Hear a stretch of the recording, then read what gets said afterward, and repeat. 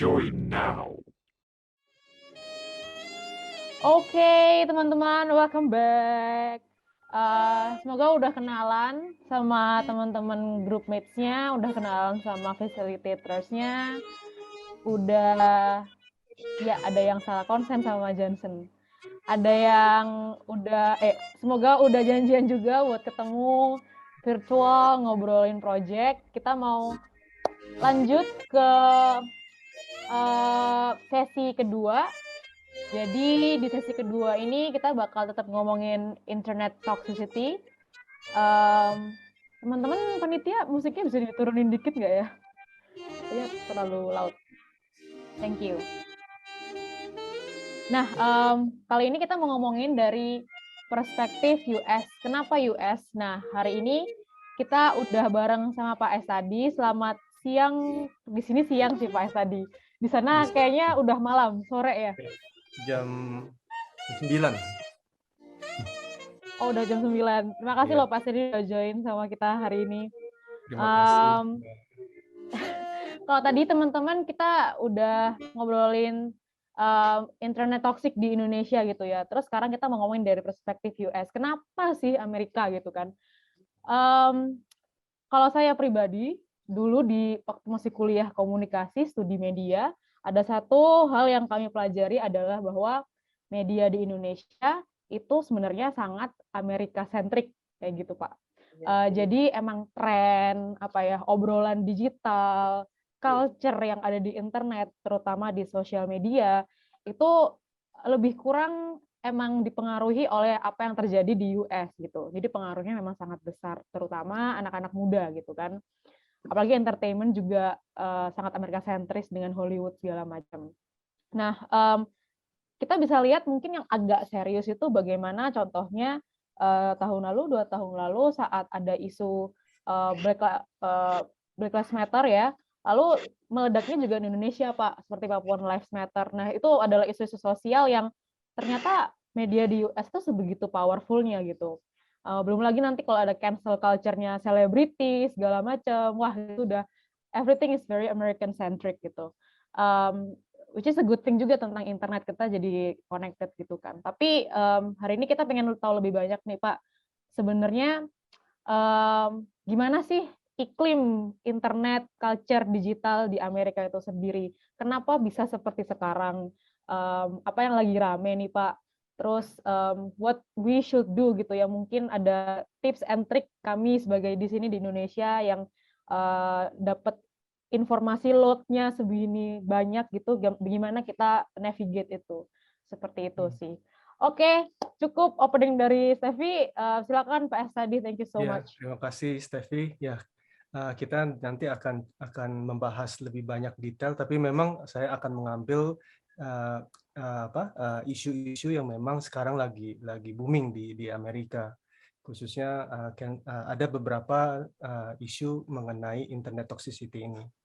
Saya akan share screen ya.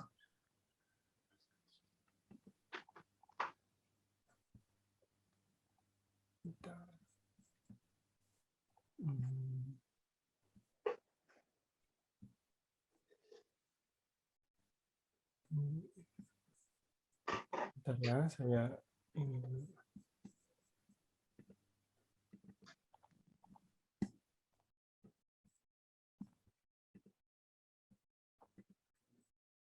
Kalau share screen harus co-host nggak ya? Nggak ya, teman-teman panitia? Kalau saya kayak mau ambil dari desktop saya, gimana ya ini?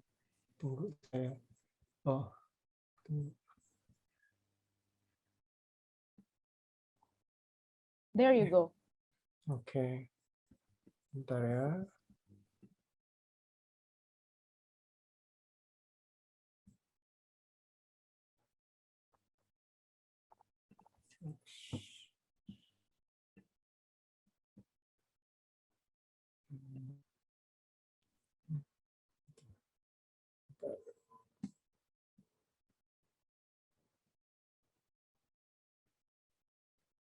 Oke. Kelihatan ya? Yep. Oke. Ya, nah saya Estadi. Kebetulan saya berada di San Francisco. di mana saya berdomisili sekarang ini, dan kita sekarang hari ini mungkin akan lebih banyak membahas mengenai internet toxicity yang terjadi di Amerika. Sebelumnya sebelum berbicara mengenai toxicity, mungkin kita harus berkenalan dulu dengan yang namanya internet. Kalau secara tidak langsung, internet itu kan seperti global interconnected computer network, di mana ada komunikasi between the device and the network. Kita akan coba melihat lebih sedikit cuplikan di YouTube mengenai internet itu apa sih, gitu. Jadi kita bisa tahu bagaimana korelasinya nanti dengan toxicity ini.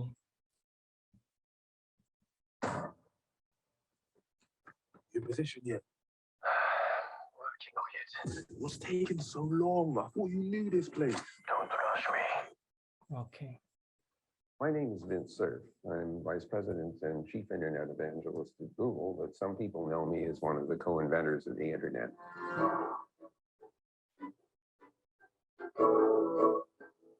First of all, the good part, as the World Wide Web emerged, there was this enormous desire in the general population that had access to the Internet to share information that they knew. And the World Wide Web was a tremendous facilitating means by which this could be done.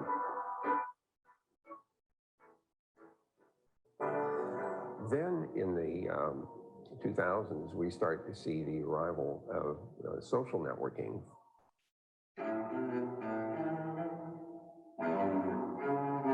But those platforms have been essentially subverted by some people who like to use them as a way of injecting misinformation and disinformation into the system for either political or pecuniary or other nefarious purposes. So we have a tough problem ahead of us, which is to try to help people distinguish good quality information from bad quality information. Some people hope that this could be done algorithmically. I am not as sanguine about that. Algorithmic detection of misinformation and disinformation is not so easy. The expectation that artificial intelligence and machine learning and computer programs will somehow solve all of these problems is an expectation which can't be fulfilled. Some people will say, well, the country should have rules, enforceable rules that suppress misinformation and disinformation. Just make all that bad stuff go away. That particular practice has a very dark, abusive side. It's called censorship, which is intended to suppress access to information that the general public should have. There are regimes in the world that view any information which is critical of the regime is unacceptable and therefore should be censored. I actually think that the best tool we have for dealing with misinformation and disinformation is called wetware, and it's up here. And it's exercise of what's called critical thinking, where you ask questions like, where did this information come from? Does it have any corroborating references somewhere from legitimate sources? All of those things should be top of mind. It should be part of the digital literacy that we need to have as we use these online technologies that are so global in scope. So I think if we're trying to look towards the future of the internet, one thing that's for sure is that more and more of it will be accessible. The second thing that we know is happening is the arrival of an avalanche of programmable devices that have network capability that can be part of the internet. If we want to go a little further out into the future, one thing that we know you will see, I'm sure you will see, is the expansion of the internet off the planet. Way back in 1998, we began asking ourselves, what would happen if we had a network that was the size of the solar system that could support manned and robotic space exploration? So we now have a set of protocols that together create an interplanetary backbone network. It's in operation between Earth, Mars, and the International Space Station. So you can anticipate that there will be an evolving interplanetary backbone over the next several decades to support manned and robotic exploration.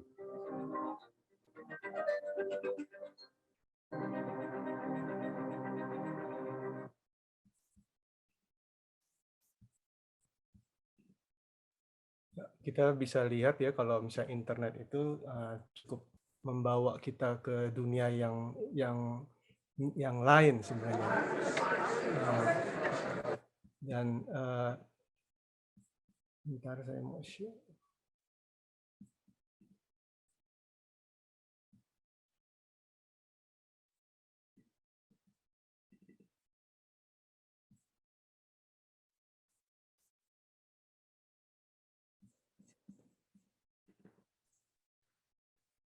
Ya, jadi kita bisa lihat internet ini interconnection dengan computer network, sehingga bisa berkomunikasi dengan sesama melalui device dan network. Dan tadi itu percakapan dari Vincent itu dia adalah co-founder dari internet, yang di mana dia mengatakan bahwa internet itu akan bring the futures for the human. Tapi memang ada dampaknya. Dampaknya itu pasti ada misinformation segala macam. Nah, kita bisa lihat bahwa manusia ini senang sekali untuk berinteraksi dengan sesamanya sebenarnya dengan adanya internet. Karena kenapa? Dengan adanya internet, manusia bisa berhubungan dengan temannya, dengan teman-teman lamanya, dan juga bisa sharing the information between each other. Gitu.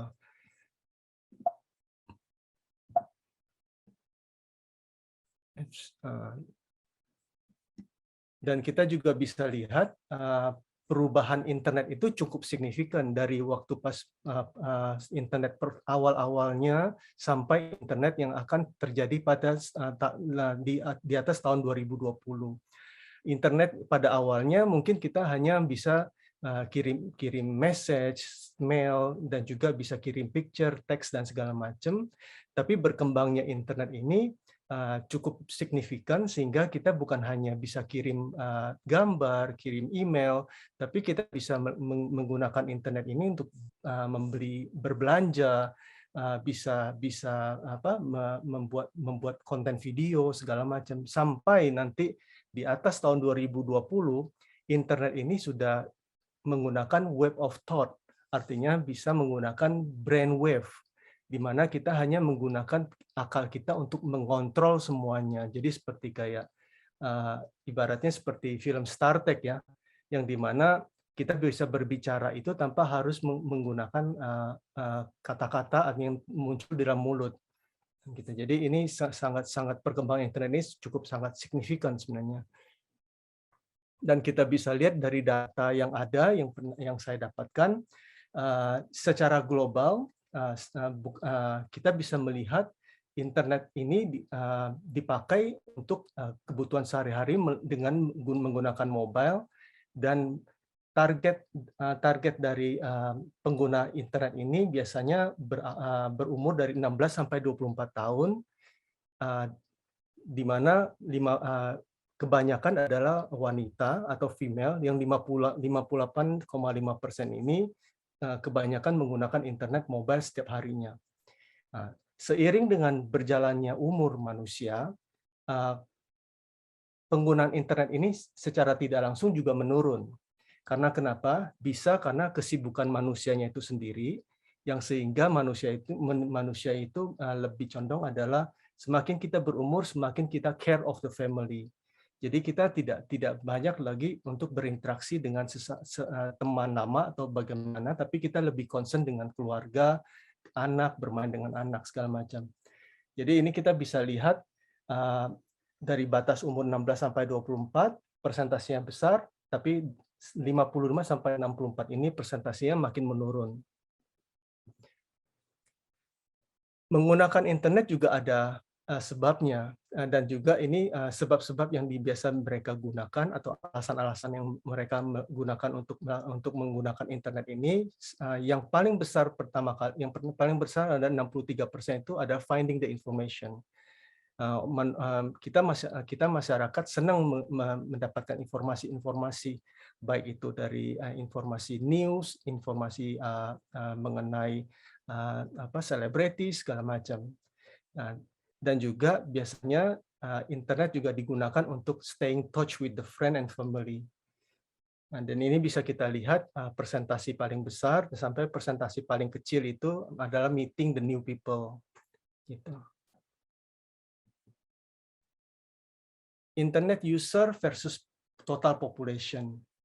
Yang paling besar populasi pengguna internet itu adalah di Amerika, hampir kurang lebih 90%, dan juga di Eropa. Di Asia sendiri kurang lebih sekitar 68-69%. Jadi itu rata-rata penggunaan internet di Amerika itu bisa dibilang 90% populasi itu udah menggunakan internet untuk kebutuhan hidup mereka. Jadi kalau misalnya kita di Amerika sendiri, security di tempat parkir itu bukan manusianya lagi, tapi itu robot yang diprogram dengan fasilitas internet. Jadi dia bisa mengsend gambar dan suara itu kepada penjaga security yang ada di dalam ruangan. Jadi mereka tidak menggunakan manusia secara maksimal, tapi menggunakan mesin secara maksimal. Pengguna sosial media juga dengan total populasi ini juga bisa kita lihat masih mendominasi di Amerika, di North America, dan juga di sebagian dari negara Eropa. Dan juga kalau kita lihat dari populasi di Asia itu sekitar 66 sampai 69%. Dan ini cukup hampir berimbang dengan kalau kita compare dengan Amerika. Jadi hampir nggak terlalu jauh sebenarnya bisa dibilang. Platform yang biasa digunakan, yang sering digunakan oleh masyarakat di dunia, khususnya juga di Amerika, itu adalah 3 platform yang paling utama adalah Facebook, YouTube, dan WhatsApp. Karena kenapa? Facebook, YouTube, dan WhatsApp ini mempunyai features yang memang mudah atau user friendly. Mereka bisa dengan mudahnya untuk mengupload dan download aplikasi dan juga untuk mengupload konten. Jadi ini yang memang biasa tiga aplikasi yang memang digunakan untuk di sosial media. Selain itu ada TikTok, tapi TikTok di Amerika tidak terlalu signifikan karena ini hanya 689 million orang yang memang menggunakan TikTok. Gitu. Ya, kita bisa lihat kalau dari perspektif internet dari perspektif Amerika, kita bisa lihat total number of internet user ini any device itu sekitar 298 miliar, di mana pengguna internet ini hampir 90% dari populasi ini menggunakan internet.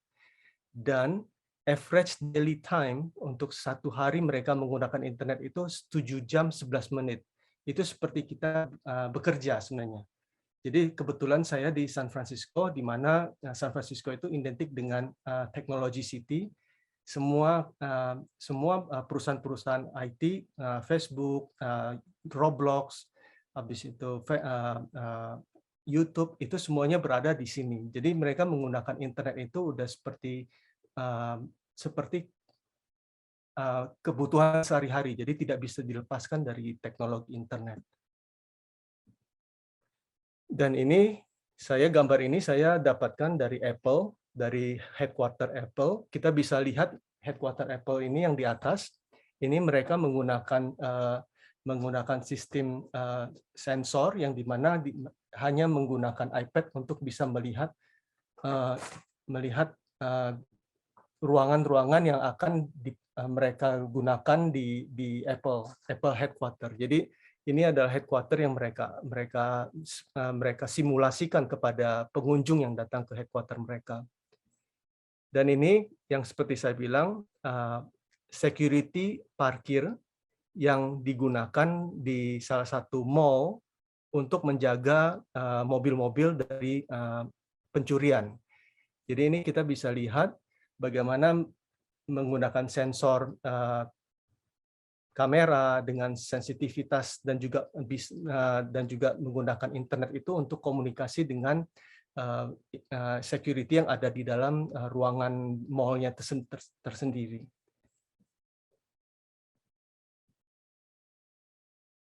Ya, jadi di Amerika juga hampir 92,3% masyarakat di sini menggunakan YouTube untuk watching the video atau misalnya tuh untuk melihat berita-berita. Jadi sampai-sampai stasiun berita itu tidak menayangkan berita lagi secara kebanyakan menggunakan media YouTube untuk menayangkan beritanya. Jadi kita harus subscribe. Jadi mereka tidak secara langsung memberikan secara cuma-cuma di televisi, tapi kita harus mensubscribe berita mereka supaya kita bisa mendapatkan informasi. Dan juga kebanyakan juga masyarakat Amerika streaming radio dan juga musik itu bukan dari CD atau bukan dari dari musik yang memang bisa mereka beli lagi, tapi mereka langsung streaming online. Jadi itu udah kebiasaan orang-orang Amerika di sini, semuanya menggunakan online sebagai sarana penunjang entertainment mereka.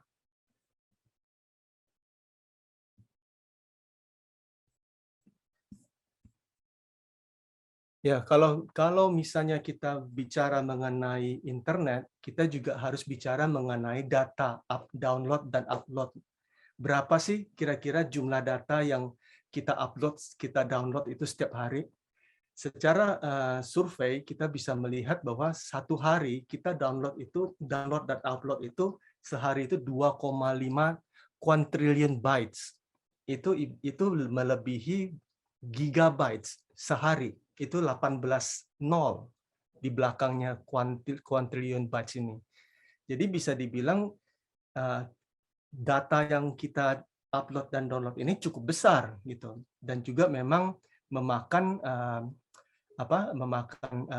banyak sekali data-data yang kita harus upload dan download, dan ini cukup signifikan sebenarnya. Ini ibaratnya dengan 2,5 quadrillion bytes itu seperti menumpuk menara Eiffel itu empat tumpukan. Jadi ini cukup sangat besar sekali kalau kita bisa bayangkan menara Eiffel dengan 4 tumpukan gitu ya. Jadi itu yang kita lakukan setiap harinya untuk mengupload dan download data. Kalau kita berbicara mengenai data, kita juga berbicara mengenai big data dari perusahaan-perusahaan yang memegang data kita. Data yang memang banyak yang dipegang itu adalah Google. Google diikuti oleh Facebook, Microsoft, dan Amazon. 4 perusahaan besar ini pemegang data terbesar yang memang setiap kali kita upload dan download, termasuk data pribadi kita. Jadi contohnya kalau misalnya kita meregister, kita punya email, kita membuka akun baru, kita harus memasukkan nama kita dan juga date of birth kita, termasuk juga kita punya gender, male or female. Jadi itu data yang mereka dapat dari itu, dan mereka bisa mengelola data itu untuk kepentingan mereka. Misalnya contohnya kita senang belanja apa, mereka akan menggunakan data itu untuk mengcounter kembali kepada kita supaya kita lebih tertarik dengan apa yang kita mau. Jadi itu yang memang perusahaan-perusahaan besar yang menggunakan data itu untuk kepentingan perusahaan mereka. Jadi kalau misalnya kita ngomong data, kita bisa berpikir apakah semua data itu sudah digital? 94% sejak tahun 2007 semua data, termasuk data-data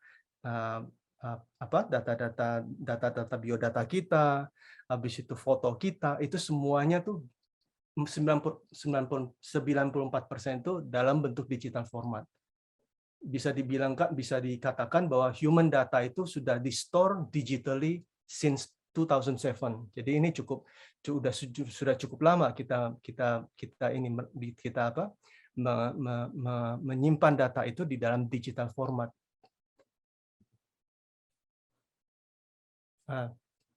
Bagaimana sih kalau masa depan data tersebut?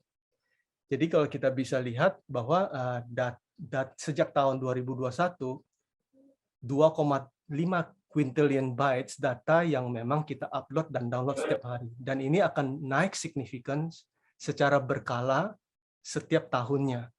Jadi bisa dibayangkan ya, nanti kalau di tahun 2025 itu berapa jumlah data yang kita upload dan download, dan itu bisa dibilang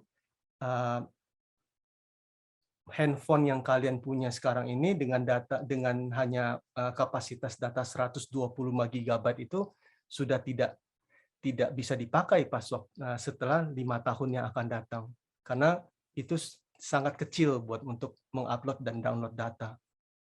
Ya, kalau ini kita bicara mengenai data ya, data yang kita upload dan download setiap hari.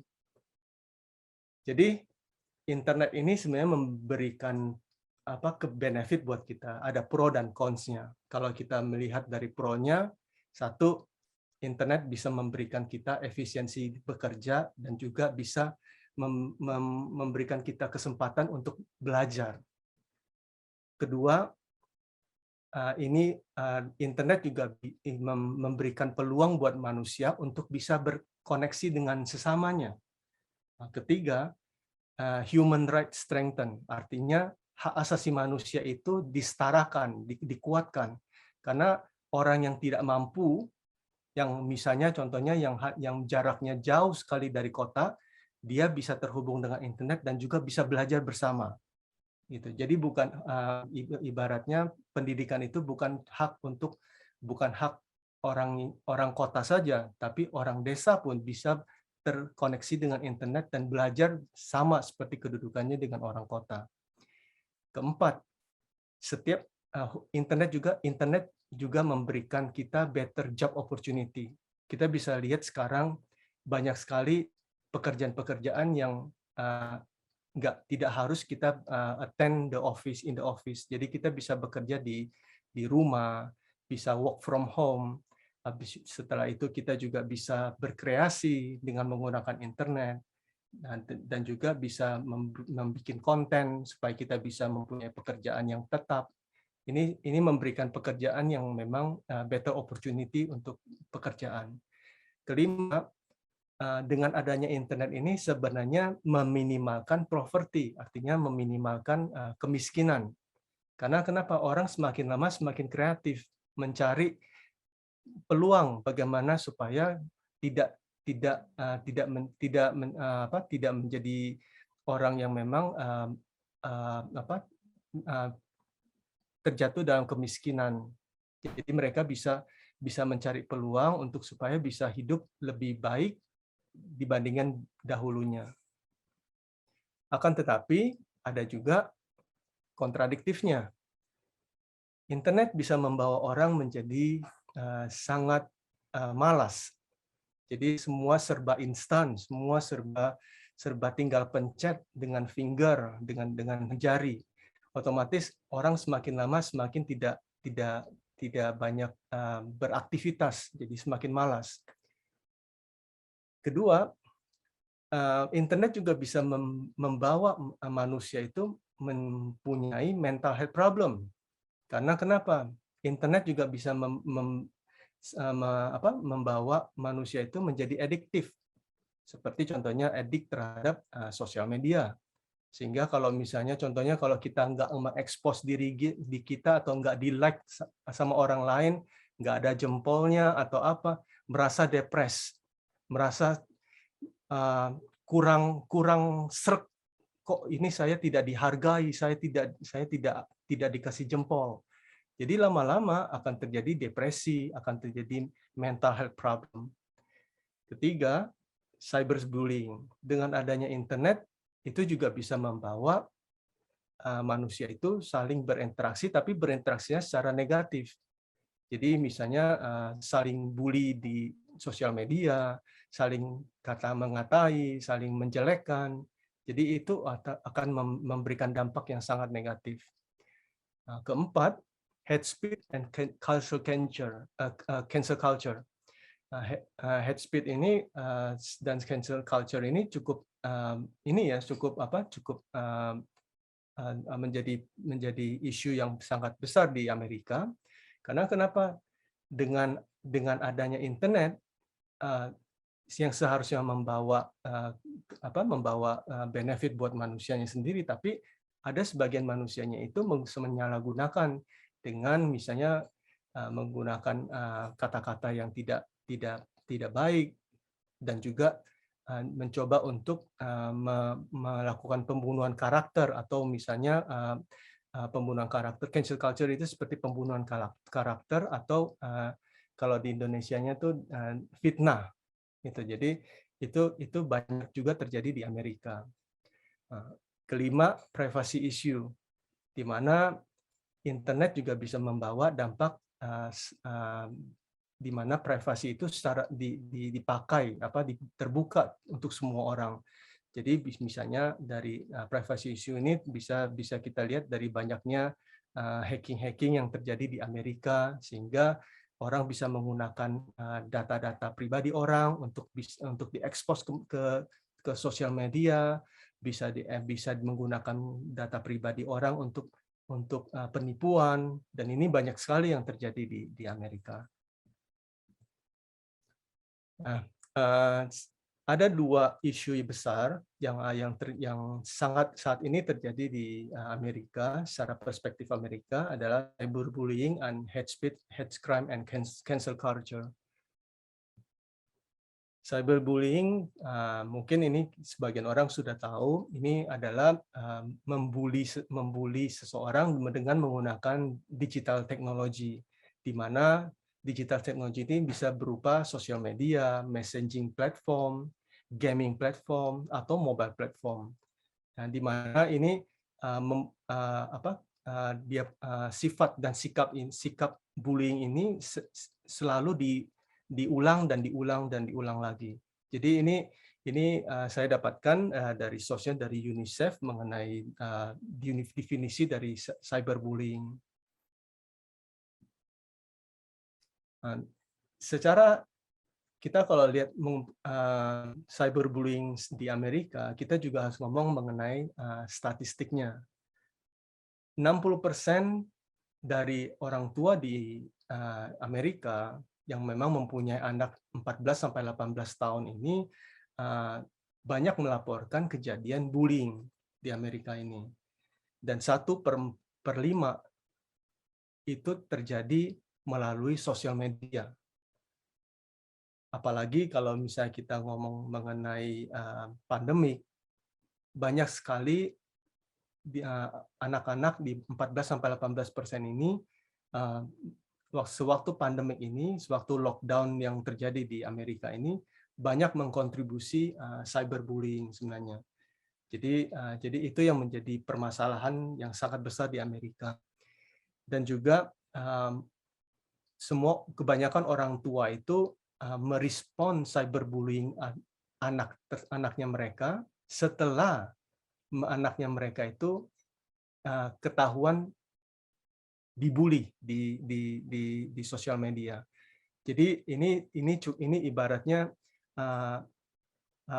kebanyakan setelah terjadi sesuatu baru orang tuanya sadar bahwa anaknya dibully gitu. Jadi ini yang antisipasinya kurang ada sebenarnya kalau di Amerika. Karena memang setelah kejadian baru merasa saya sebagai orang tua itu baru proaktif gitu. Jadi itu yang agak sedikit disayangkan. Dan secara statistik juga kebanyakan di Amerika, teen have now experienced cyberbullying in some way. Jadi kebanyakan adalah remaja-remaja, lebih banyak persentasinya itu terkena cyberbullying di Amerika. Dan juga self-reported data juga memberikan data yang mix, karena kenapa? Secara self-reported dan secara actualnya itu di sini result yang memang ada, data yang ada itu tidak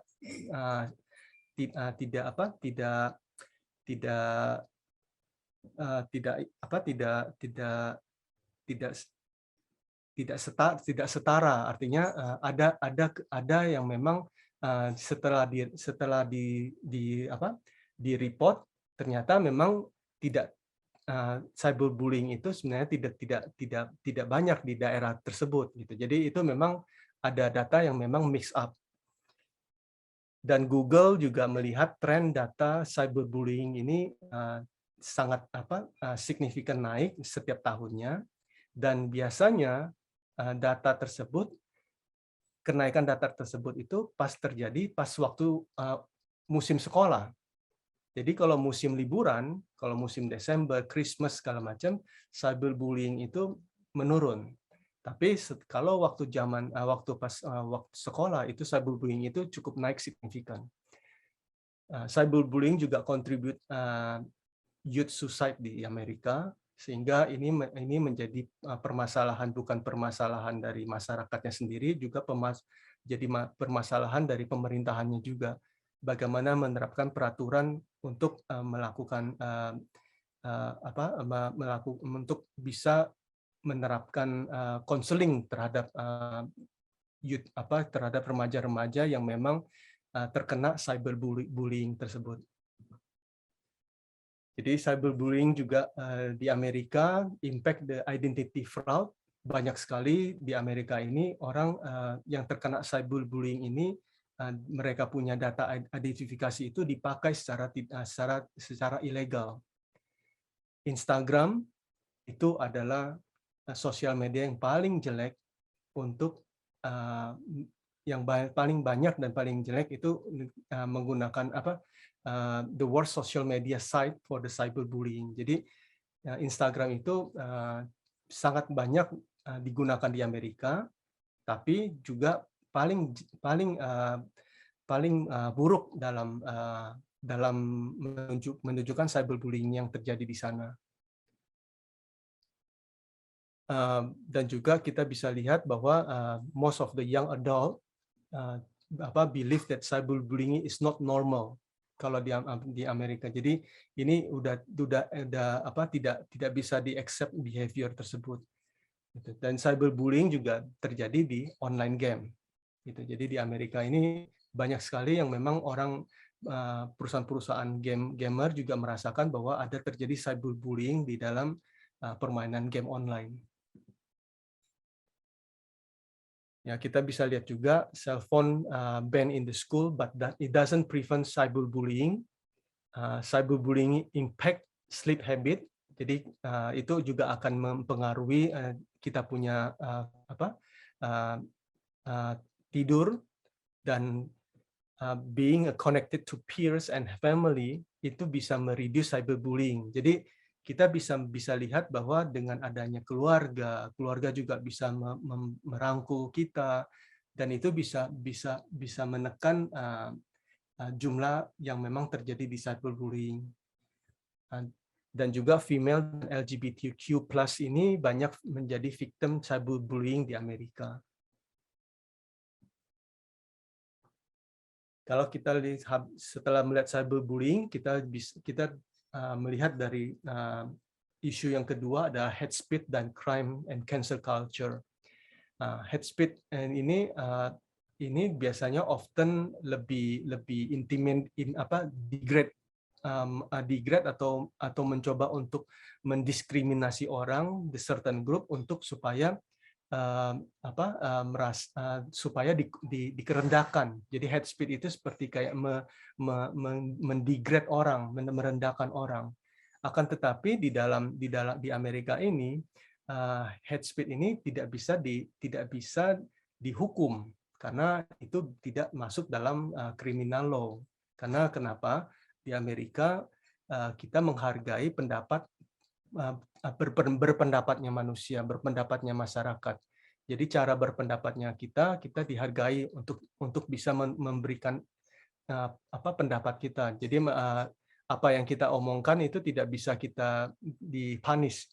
Gitu. Akan tetapi apabila hate speech ini disertai dengan crime, atau misalnya contohnya nih, Steffi bilang sama saya, wah kamu nih jelek nih segala macam.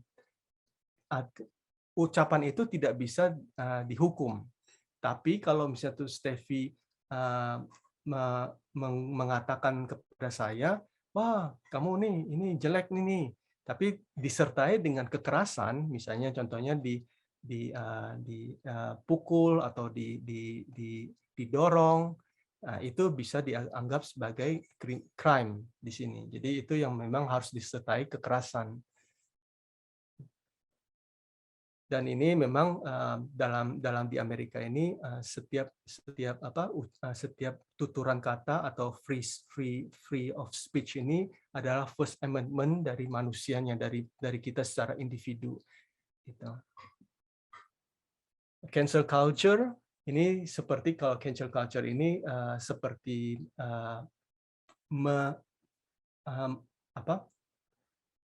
secara itu mengekskludkan manusianya dari society-nya.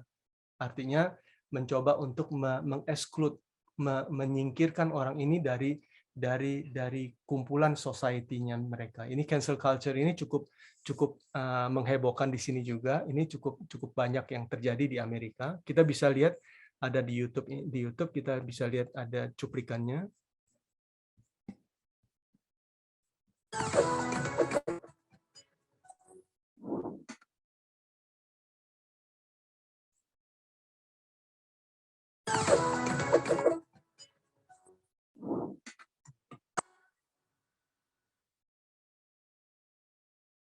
Why did PETA try to cancel a professional athlete? Now, the word cancel is thrown out far too often. I personally hate cancel culture. It's oftentimes completely inconsistent and hypocritical. But 20 years ago, we witnessed the most absurd cancellation attempt of all time. A big part of sports is timing. Unfortunately, back in 2001, this bird was in the wrong place at the wrong time. The place was directly between a D-backs catcher and reigning Cy Young winner Randy Johnson. The time was milliseconds after Randy had unleashed a 100-mile-per-hour heater. Just as Randy was letting the pitch go, an unsuspecting bird flew right in the pitch path. Sadly, it was the bird's final flight as it was struck by the pitch. The crowd went silent in awe of the feathery explosion. The umps were bewildered and channeled their Sandlot days calling for a redo. Randy, who was an animal lover himself, was distraught. But by far, the craziest product was the outcry from PETA, who deemed Randy's actions intentional and moved to press charges against him for animal cruelty. Let me follow if you didn't know this. If you did,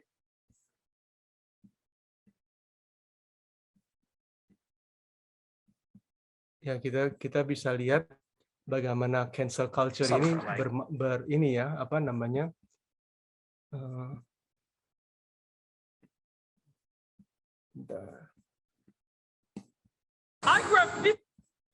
ya, jadi kita bisa lihat cancel culture ini di mana ada seorang pemain baseball yang di mana selagi melemparkan bolanya dan sewaktu bola dilempar ternyata ada burung yang secara tidak langsung berada di sekitar situ.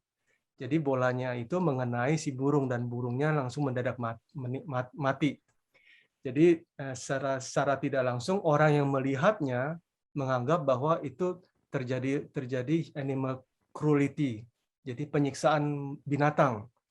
Jadi si pemain baseball ini terjadi cancel culture terhadap masyarakat menyatakan bahwa si pemain baseball ini secara intention buat membunuh si burung ini. Jadi itu terjadi di Amerika dan si pemain baseball ini dihukum. Jadi ini sangat cukup menyedihkan sih sebenarnya, karena hanya dari assumption orang melihat bahwa terjadi sesuatu terhadap binatang, asumsi orang menganggap dia adalah pembunuh binatang. Jadi itu cukup menyedihkan sebenarnya kalau itu cancel culture ini cukup banyak menjamur di Amerika. Ya, dan kita bisa lihat dari tahun 2019 hate crime ini motivasinya itu biasanya kebanyakan adalah dari ras, ethnicity, dan ancestry. Jadi ini saya dapat source-nya dari FBI, yang dimana hampir 57,6% ini motif dari hate crime ini lebih banyak di race, ethnicity, dan yang lain itu adalah di sexual oriented sama religion. Dan kita juga bisa lihat kenaikan setiap tahunnya yang terjadi untuk hate crime ya. Ini bisa dibilang signifikan dari tahun 2007 sampai 2009 ini saya dapatkan dari source-nya dari FBI juga. Jadi ini untuk hate crime and cancel culture ini bisa dibilang setiap tahun itu bisa estimasi sekitar 200.000 hate crime setiap tahun yang terjadi di Amerika. Dan kebanyakan hate crime ini korelasinya adalah online hate speech yang ada korelasinya. Jadi disertai diawali dengan hate speech dulu, baru ada hate crime. Jadi misalnya contohnya saya mengatai seseorang, saya tidak suka orang itu, saya menyerang secara fisik. Itu yang terjadi. Dan Twitter hate speech ini yang terjadi juga di Amerika di early tahun 2020 itu banyak hate speech yang terjadi karena ras. Waktu itu ada pandemi, jadi banyakkan orang hate speech ini against the Chinese people in Amerika. Dan kebanyakan itu increase sampai 200% untuk yang against Amerika. Karena waktu pandemi terjadi di Amerika, semua menuduh bahwa di Asia atau China itu membawa virus corona. Jadi ini sangat signifikan naiknya sampai 200%. Tadi sorry 3 menit lagi kita Q&A. Oke. Ini Facebook juga banyakkan melihat bahwa ada 225 juta hate speech yang terjadi di dalam sosial media mereka, dan juga algoritma di Facebook itu terdeteksi 40 language yang ada di dalam Facebook. Jadi kita bisa lihat TikTok juga, Twitter juga naik tahun 2019 sekitar 54%. Oke, ini kita wrap up. Internet toxicity bisa terjadi di mana aja sekarang ini, mau di Indonesia, di Amerika. Tapi yang paling penting adalah don't be a judgmental in social media. Avoid negativity, but bring positivity. Jangan kita menjadi judgmental terhadap sosial media. Ada orang ngomong apa, kita coba untuk bisa menelaah dulu. Jangan sampai kita emosi atau misalnya itu memunculkan amarah kita. Filter all of the information.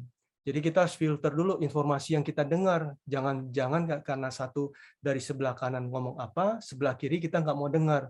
Tapi kita harus mendengar dua-duanya dan use your common sense. Ketiga, internet dan teknologi itu getting more advanced. Jadi kita sebagai penggunanya atau usernya, kita harus use it wisely and ethically. Karena kenapa? Kalau misalnya kita nggak use it wisely and ethically, kita dikontrol sama teknologi, bukan teknologi yang mengontrol kita sebagai manusia. Dan itu dari saya presentasi untuk hari ini. Terima kasih. Thank you so much, Pak Asadi. Wah, we learn a lot ya teman-teman. Jadi Pak Asadi ini berkarir di bidang IT ya Pak, udah 12 tahun. Di insurance, tapi saya juga berkecimpung di IT. Jadi waktu pas tesis terakhir waktu untuk kuliah di S2, saya menggunakan insurance sebagai media, tapi dalam bidang blockchain technology. Oke Pak, saya nggak sampai blockchain. Iya, dan Pak Asadi sekarang domisilinya di San Francisco ya Pak ya? Iya. Iya, oke. Gimana teman-teman? terima kasih Yosi, subtitlenya Steffi is confused. Wow. Teman-teman ada yang mau tanya, silahkan saya kasih waktu. Ini gimana ya, bisa angkat tangan mungkin ya, atau di chat juga boleh, ntar saya minta buat unmute. Sembari teman-teman menyiapkan pertanyaan, mungkin saya mau nanya dulu sih Pak tadi. Mungkin Bapak lebih tahu kayak apa ya, secara teknikal gitu ya, karena memang berkecimpung di dunia itu. Kadang-kadang tuh saya bertanya-tanya, how internet change the way we think?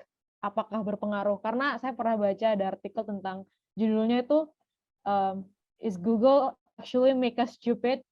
Karena mungkin kita kebiasaan mencari tahu apa-apa di Google gitu kan ya. Nah, sebenarnya gimana sih Pak kalau dari tech wise-nya, apakah the development of internet dan teknologi kayak gini tuh it change the way we think atau our behavior atau gimana? Sebenarnya kalau kita sebagai manusia menggunakan teknologi secara wise dan balance, itu sebenarnya tidak akan bermasalah. Permasalahannya itu manusia itu kadang-kadang terlalu eksesif dalam menggunakannya, sehingga tidak ada balancing di dalam hidupnya mereka. Jadi kita contohnya misalnya kita menggunakan internet, sekarang ini kita ambil contoh deh dengan adanya kalkulator. Zaman waktu saya 20 tahun lalu di sekolahan, di SD, saya diajarkan bagaimana menghitung dengan menggunakan akal.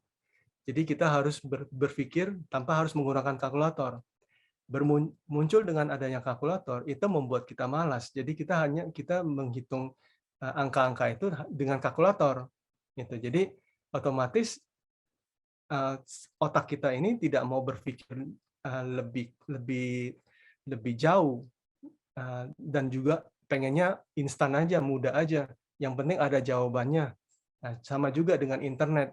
Kita udah nggak mau berpikir bagaimana sih mendapatkan jawaban itu, tapi kita maunya berpikir bagaimana mendapatkan jawaban itu secara instan. Jadi dibalikin. Jadi itu yang membuat masalah buat kita. Kita tidak membalanskan diri kita dalam menggunakan teknologi khususnya di internet. Oke. Thank you so much Pak. Teman-teman yang mau tanya, yuk on mic aja. Ya bisa angkat tangan ya teman-teman. Sebenarnya menarik loh ada Pak S tadi yang bisa sharing. Kayak mungkin beberapa tahun terakhir kita merasakan walaupun kita jauh ya. Kok bisa sih sampai kita merasakan euforianya misalnya let's say waktu pemilihan presiden di Amerika, kenapa kita juga ikut deg-degan kayak gitu kan ya. Padahal kita voting aja enggak gitu kan. Terus dulu waktu sempat ada everything that's going on di internet gitu kan di Amerika, kita juga ngerasain somehow. Mungkin teman-teman kalau ada yang mau penasaran, apakah anak muda di sana pakai internet tuh kayak di Netflix gitu kan? Is it true atau is it only on TV? Itu bisa ditanyain. Sok, silakan teman-teman yang mau nanya, fasilitator juga boleh tanya, translator juga boleh tanya kalau mau, atau panitia. Monggo. Sebentar sambil saya melihat-lihat. Banyak banget ini page-nya soalnya. Kalau sekarang yang lagi oke, Mimi wanna ask. Is it Yosi? Yosi bisa unmute? Oke, yaudah aku bacain. Yosi mau bertanya. Hello, Pak Halo, Estati. Yosi. Halo. Thanks for your explanation. I really enjoyed it a lot. Since I'm the translator right now, so I might need no, I won't. I'll just translate my question later on, but for now I'm gonna ask in English. Okay. Okay, so I work as a teacher in a high school in Indonesia, and I don't know about the other teachers, but what I do is I always explain my materials. I do class activities in a gadget. So yeah, so after the pandemic, now schools are getting opened once again. Students are instructed to bring their gadgets to school. So every time I teach, I always bring my laptop. I put my laptop on my table and I tell my students to open their materials from their phones or their own laptops. Yep. Some older teachers do not do this because they still think that the old method is way better, such as writing on the whiteboard and so on. My question is for schools. Yeah, what do you think is going to be the trend for schools? Are students in the future? Do you think? Yeah. Do you think students in schools will be? Yeah, maybe will they have to bring their gadgets to school just like what I do to my students, or will the old method still maintained maybe by the older generation? But if you're going to talk about 10 to 20 years from now, what do you think is going to be the trend for schools? Okay. Okay, that's my question. Thank you. Steffi, I'm going to take over now. Thank you for the translations. Yeah. Yeah. Oke. Yeah, okay. Thank you, Saya Yosi. balasnya dengan Indonesia ya. Silakan, Mbak Siti. Jadi apa yang sekarang ada di Amerika, biasanya trennya itu akan dibawa ke Asia. Jadi khususnya Indonesia biasanya. Jadi di Amerika sendiri dalam edukasi atau mengajar itu sekarang menggunakan semuanya menggunakan komputer, tidak ada seperti old style using the chalk and the blackboard gitu. Sudah sangat jarang sekali mereka menggunakan teknologi internet dan juga komputer itu untuk membuat PR-nya, habis itu aktivitasnya segala macam. Nah, saat ini Amerika ini lagi gandrung-gandrungnya, lagi heboh-hebohnya dengan metaverse. Ya, jadi metaverse ini akan membawa manusia 10 tahun, 15 tahun ke depan itu tidak menggunakan komputer lagi. Mereka akan menggunakan sistem hologram. Jadi kita ibaratnya in the thin air we can press the button.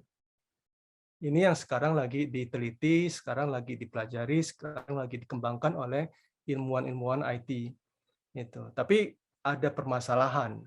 Permasalahan itu ada menyangkut privasi.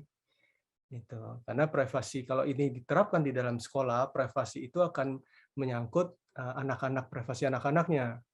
Itu. Karena ini ibaratnya internet seems like out of space. It's universal. There's a beyond universal. So can you imagine that internet is like a space, you know? It tidak ada border. Gitu. Jadi ini benar-benar anybody can access that. Even the criminal who want to steal the information from the kids can steal the identity. Gitu. Jadi itu yang menjadi permasalahannya. Jadi itu yang memang sekarang lagi dikembangkan. Gitu. Jadi saya tadi yang ibu yang bertanya namanya? Yosi, Pak, bukan ibu, kasihan iya. panggil ibu. Jadi Ini seumuran saya, Pak. Yosi itu nanti sekitar 5-10 tahun ke depan internet ini akan berkembang sangat cepat dan mempermudah untuk sistem pengajaran di sekolahan sebenarnya. Jadi ini tidak ada lagi nanti lama-lama tuh yang chalkboard and the blackboard I think it will be a history, I think. Oke. Thank you, Pak tadi. Tapi emang kalau dipikir yang namanya internet dan teknologi itu kan lebih cepat dari yang kita kira gitu loh. Kayak teman-teman bayangin HP berkamera itu cuma kayak 10 tahun lalu belum ada. 10 tahun itu waktu yang sangat singkat loh untuk the development yang super major seperti ini. Oke, lanjut ke pertanyaan selanjutnya ya Pak Tasya. Tasya mau tanya sendiri, mau unmute atau dibacakan? Unmute aja boleh, Sya. Oke. Pede banget. Sok. Halo Pak Sandi, saya Halo, mau tanya. Tasya. Kan saya mau meng-highlight di bagian terakhir tepatnya bahwa hidup kita tuh harus balance antara kehidupan nyata dan kehidupan dunia maya, kita bilang gitu ya Pak ya. Benar. Nah, sometimes kadang tuh ada perasaan FOMO atau fears miss out, kalau salah saya ingat, bahwa kayak gue nggak boleh ketinggalan nih informasi ini gitu loh. Kayak gue harus paling up to date atas informasi ini. Yep. Nah, bagaimana kita tuh membalancekan hidup antara dunia maya dan nyata dan menyingkirkan kayak it's okay kalau tinggal info ya nggak apa-apa. Itu sih. Jadi gini, kalau kita menggunakan teknologi itu secara eksesif, artinya terlalu berlebihan, itu sebenarnya juga tidak bagus untuk kita punya mental kita. Artinya di sini di Amerika sendiri banyak sekali orang yang sudah eksesif atau adiktif itu banyak masuk ke rumah sakit jiwa. Gitu. Jadi itu yang berbahaya buat kita. Jadi ada angka baiknya memang dibalance, dibalanskan. Jadi supaya kita juga ada kehidupan normal. Nah, sebenarnya saya mau sharing aja sedikit. Kebanyakan perusahaan-perusahaan IT di sini, kayak seperti Google, Facebook, itu kalau misalnya tuh kita ke kantornya mereka tuh karyawannya itu nggak stres seperti yang kalau kita bayangkan di dalam TV-TV itu, banyak program segala macam. Enggak. Mereka santai, mereka ada ruangan-ruangan bermain, ada ruangan basket segala macam. Jadi sebenarnya perusahaan IT sendiri itu memberikan kebebasan kepada karyawannya untuk supaya enjoy your life. Jadi jangan cuma hanya tergantung pada teknologi yang ada di tangan kamu, tapi kamu juga harus menikmati hari-harimu. Misalnya ngobrol, ngopi, habis itu juga bermain bermain amusement ya. Di mereka tuh ada kayak itu dingdong gitu di ruang-ruangan kerja mereka. Jadi itu sangat fun gitu. Jadi sebenarnya kalau bisa dibilang kalau sekarang ini kita tidak membalanskan diri kita karena kita takut kehilangan informasi, sebenarnya informasi itu tidak kemana-mana sebenarnya. Cuma perasaan kita yang merasakan kita akan FOMO. Karena kenapa? Informasi itu cuma tidak kita baca atau tidak kita ketahui 2-3 hari. Misalnya contohnya kayak kemarin tuh ada yang berita kecelakaan kalau nggak salah tuh ya. Itu kan heboh di Indonesia tuh kan sampai swing. Saya dapatnya cuma 2-3 hari, saya baru tahu ya. Tapi ya itu, jadi kalau buat saya pribadi kita harus membalanskan sih. Jadi kita harus lebih concern terhadap kita punya mental health dibandingin karena ketinggalan karena ketinggalan berita kita jadi sakit mental kita atau adiktif dengan gadget. Jadi itu lebih baik dibalance. Gitu. Ini ya Pak, belajar daripada FOMO mending JOMO ya, joy of missing out. Benar, joy of Nggak missing perlu out. tahu semua, nggak perlu pusingin semua. Ya udah. Karena karyawan konten. IT sendiri, karyawan IT di sini sendiri, mereka enjoy their life. Gitu. Ya. Karena tahu ya justru di balik itu semua kayak. Iya.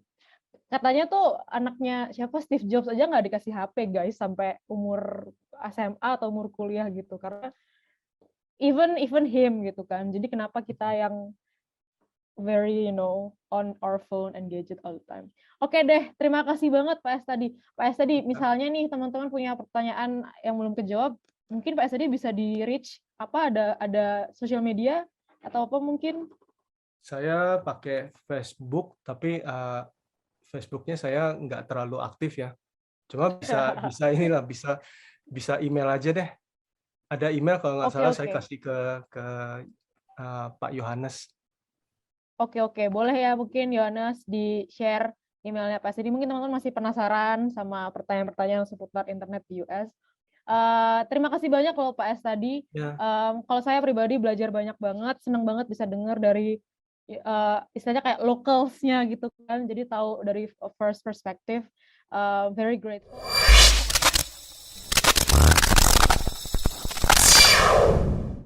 Join now.